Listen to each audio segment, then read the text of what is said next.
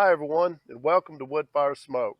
It's the 4th of July, and I hope you're all having a great holiday weekend. Got something a little different that we're going to be cooking today, and today it's some people call it a poor man's brisket, but if you'll take a look at this, my buddy Mickey Jones cut this one for me, and this is a chuck roast, and it's rare that you'll see a chuck roast this big. This thing is pretty huge. But anyway, we're going to cook it up. We're going to treat it pretty much like a brisket, but I'm going to change up a couple of things on it to try to make it a little bit more tender. To me, this piece of meat is a little bit tougher than what a brisket is, and I think it requires just a little bit more love. Well, I say that brisket's one of the toughest things in the world that there is to cook, but chuck roast is about the same, but it turns out really well. If you're wondering where the chuck roast comes on a cow, I tell you exactly where they come from. They come somewhere behind the jaw of the cow and the tail. So somewhere in here in this area is where you're going to find that chuck roast. But actually, chuck roast is kind of, I believe, on the shoulder of the cow, not the thigh part of the leg, but on the actual shoulder. Anyway, today, a friend of mine, a Facebook friend of mine, owns a rub company, and it's called Dirty South Barbecue. And I've tried some of these rubs, and I really like them. This is the AP rub, and this is the competition blend rub. This rub to me tastes, the competition blend tastes a little like Montreal taste with a barbecue kick to it. I think is fantastic. But anyway, I like to layer my flavors. So this time I'm going to start out with the Dirty South original all-purpose rub, which is going to be mostly garlic, salt, onion powder, I'm sure, and maybe a little bit of sugar in it. But I'm going to go pretty heavy on this. This is a huge piece of meat, and as you can see, Mother Nature has taken most of it downwind. But that's okay. That's what the grocery store for. I can go back and buy all the Dirty South rub that I want. But I'm going to go pretty heavy with this. Not doing a lot of trimming on this because I don't think there's a lot of a chuck roast that needs to come off. Most of this fat will render down, and I've got some plans for those renderings that I will show you here in just a little bit. Well, a little bit later in the cook. Cover this thing quite liberally. It is hotter than Hades out here right now. I took a shower, and I got a feeling that I'll be taking a couple showers today. Either that or looking like a wet dog on camera. Well, let's see, did I get this side? No, I didn't. Well, yeah, I did. And normally we'd have to let this sweat in for a minute, but it's so dang hot and humid out here. You'd need gills to breathe, but it's actually sweat in really quick. So now we're going to go to Dirty South's competition blend. I'm really excited about trying this combination. I've tried the Dirty South competition blend. I liked it a lot, but I'm wanting to try it in combination with the AP rub. And AP just stands for all-purpose. Now this one I'm going to have to let set in. As you can see, these big chunks of something in here. I'm not sure what it is, but I just know it tastes good. Anytime you're using a big piece of meat, you want to go really heavy. When you think that you've got enough on there, hit it again, because that seasoning is not down inside that meat. It's just going to be on the surface. So when you want to get that flavor, the first thing that touches your tongue will be that bark. And so you want to make sure you packed as much flavor in that as you can. Another thing is that I'm doing here that I would like to share with you guys, because this is one of my favorite barbecue tools that's ever been invented, is this cutting board that I'm working on. Matter of fact, I'll show you how it works right now, because this is when you're supposed to be using it, when you're seasoning. It's a cutting board, and you pop it up a level, and then it makes a seasoning container. Seasoning container keeps all your your seasonings contained, or raise it up one more level. Here we go. And it can work as a marinating container. Like if you were doing bacon or something like that, a half a belly of bacon, it would work out great. You could just put your half belly down in there and cover it up with some saran wrap, set it in there, keeps all the juices in. But right now, we're just seasoning, so I'm going to keep it in seasoning mode. And I'll get you the name of this and tell you about it as soon as we're through, because these things are fantastic. I recommended them on Facebook one time, and a bunch of my friends, Facebook friends, went out and bought them, and they just absolutely loved them. So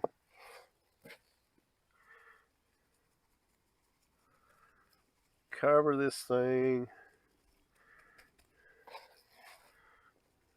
very well. And the reason you want to do the AP rub, or it doesn't even have to be an AP rub. It can be any other kind of rub. If you're going to use something that's got a hot, spicy flavor to it, up here, honey. And you got a sweet rub, you'll take the sweet rub.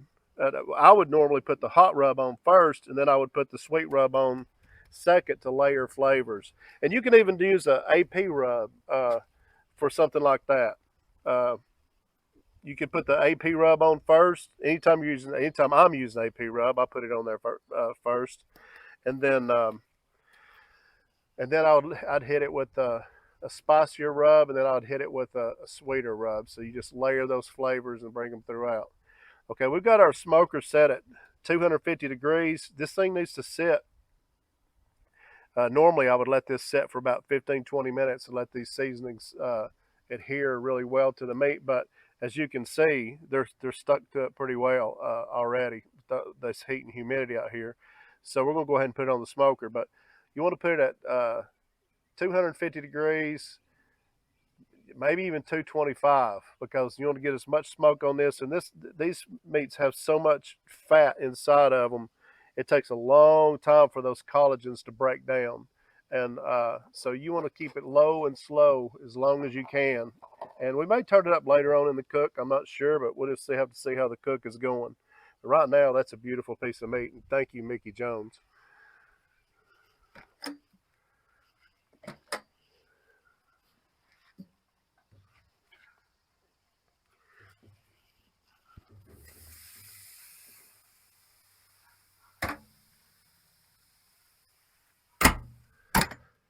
Today we're cooking on my Stumpville gravity-fed smoker that you just pour charcoal on the top and it has a chimney. I'll do a walk around with this sooner or later and show you exactly how it does it. And then you put wood in the bottom, and as the charcoal burns down, the ashes or the embers actually drop down on the wood, and it creates a smoke. And as you can see, we have a really nice clean smoke coming out of the top of it. Take the can up there, show them the smoke. It's a really clean smoke. It holds temperatures extremely well. It's almost like a pellet grill. It's almost like you can just set it and forget it. But I don't recommend anyone walking off even from a pellet grill for too long. But yeah, you can use different computers and stuff like that to monitor it. I have a ThermaWorks computer that I'll probably be hooking up to this in a minute, a thermostat that will check my pick temp and check the meat temp, so I can monitor as I go. But when I get it set up, I'll walk you through that and show you exactly how that works. But for right now, we're going to let this thing run for about 3 hours before I check on it again. So when that time rolls around, we'll check back with you then. Okay, we're about 3 hours into the cook now, so it's time to take a look at this chuck roast and Spritz. You'll notice the smoker is still holding strong at 250 degrees. It hasn't budged in 3 hours. I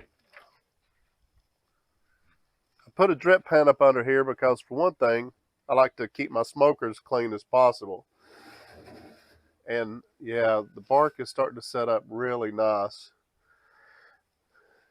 I'm going to eventually pull this off and I'm going to pan it. But right now, I want to get as much smoke on there as I possibly can, because meat will take smoke for about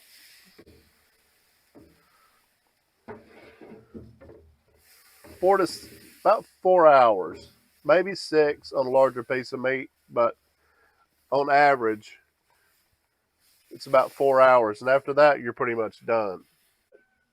We're going to let that go for probably another hour.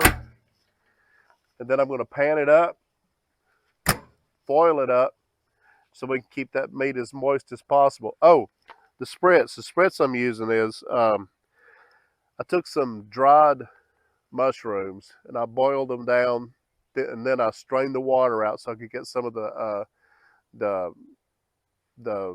water from the mushrooms that has the flavor of the mushrooms still in it. Put some of that in here. I've got some beef broth in here, a little bit of water, and just a shot of apple cider vinegar. And I just wanted to give it the mushrooms and the beef broth, of course the beef to reinforce the beef flavor, and the mushrooms to give it a little bit of a umami flavor to it. So that's what I'm spritzing it with today. I'll see you back here in about another hour, and we're going to pan this thing up. Hi everybody, welcome back. We're about 4 hours into the cook right now, so it is time for us to pull the chuck roast out, and I'm going to wrap it up. You can leave it on there and cook it straight through without wrapping it if you want to, or you can just wrap it in aluminum foil by itself. But I like to set mine on a rack to preserve the bark on the bottom of the roast, and I'll set it into a pan, something similar to this. I'm using an old roasting pan that I smoked some things in because I couldn't find a aluminum pan that my rack would fit in. So anyway, this will be perfect.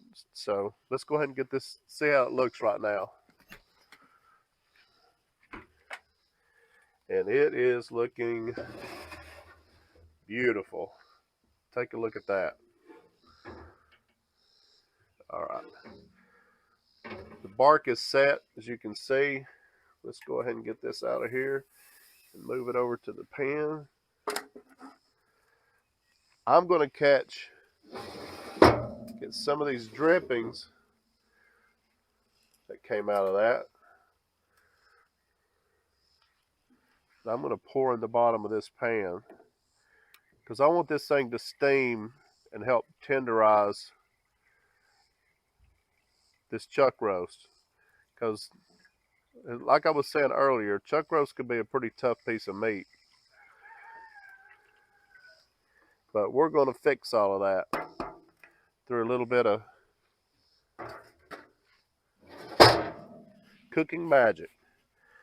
Something else I like to do, besides shooing these dang flies away, these filthy animals, is before I wrap, I like to hit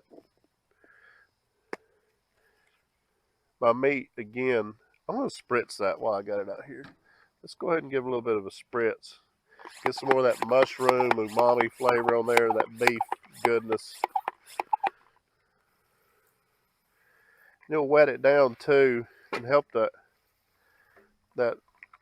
rub adhere a little bit better. So I'm going to go really light with the AP rub. And by the way, Troy Long actually sent me this, and he's not a sponsor of the show in any way, shape, form, or fashion. He just did this out of the kindness of his heart, and he just asked me, he said, if you'll just try this, if you like it, great, don't worry about it. He said, but if you like it, let him know. So I'm letting him know publicly that I do like his rubs. And you can make your own rub. You don't have to buy some of the others. And as you saw on one of my other videos, I make my own rub most of the time. But there's a lot of really good rubs out there. There's a lot of really good glazes and things where you don't have to make barbecue such a chore. And if you're not comfortable making rubs yet, buy them. Or you can go online and you can find a lot of simple rubs. And I'm going to be showing you how to make some rubs like I did in my bacon burn ends video. Just simple rubs. It works just fine. but these will have a little bit more complex flavor. And the more you barbecue, the more you appreciate that. Now you want to close this thing down really tight because you want to keep all of that steam in there and tenderize that chuck roast. Now this is the final step. Now we're just going to keep an eye on it. We're going to monitor it for tenderness. I don't cook to temperature. There's a certain set of temperatures that are kind of a guideline, which you cook it to about 195 degrees to 208, somewhere along in there. I cook the tenderness. I don't cook the temperature. But when I get to around 195 degrees, I'm going to start checking. I'm going to start probing with my meat thermometer and seeing where we're at temperature-wise and finding out exactly where we are as far as tenderness. And I'll show you how to do that here when we come back. Probably going to let that sit and cook again for about an hour and a half before we check back in. Welcome back. We're now 6 hours into the cook, and we're going to take a look and see if this thing is ready to pull yet. I'm hoping to have it about 105, 110, 205, 210, somewhere around that range.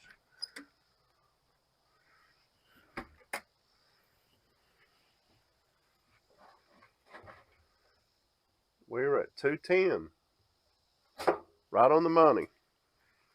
So I'm going to pull this out. We're going to let it rest here for a few minutes. We'll slice it up and see what it tastes like. Okay, we're back again, and we've let the chuck roast rest. It's starting to get a little bit dark, as you can see. We're getting ready to watch some fireworks because the neighbors always put on a show to end all shows around here. I'm not sure where they're getting all that money. I wish they'd send some my way, but maybe I can share some little bit of meat with them. Let me go ahead and set this on the cupboard,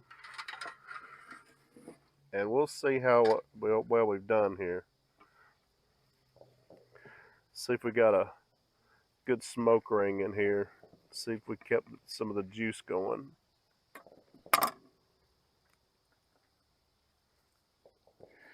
That looks pretty good. And it sure does feel tender. So I'm going to slice this up kind of like a brisket. Boy, that's tender. Let me move my hand out of the way so you can see. Well, if I do that, I'm going to end up cutting my finger off. Let's start from this side. Oh, yeah.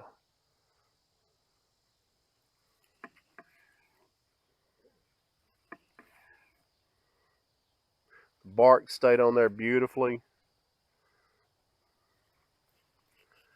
Oh my gosh, it smells so good. I think a lot of that's coming from that Dirty South rub. Chuck roast, the thing about it is so good is it has such a strong beefy flavor. I mean, maybe even more than brisket, but it's just a great thing to cook when you don't have the money to spend on $100 brisket with the price that briskets are these days. Let me see here. I got a platter over here. See if we can plate this up. And now the time to taste. Get a piece here that's got that good bark all over it. See what it tastes like.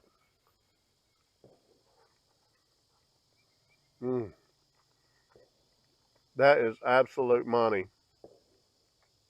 Troy, buddy, you outdid yourself with that rub, and I'm not joking. Dirty South barbecue rub, y'all. If you want to have a perfect, oh man, that is so good. If you want an absolute perfect chuck roast, I recommend you trying that and use that rub combination that I used on there. It's got perfect heat. It's sweet. It's got a good garlicky flavor to it. And I just wanted to say, folks, if you like what we're doing here, I hope that you'll consider liking this video, share it with your friends, and click subscribe. I'd really appreciate it. It helped me out a great deal in spreading the word. So happy 4th.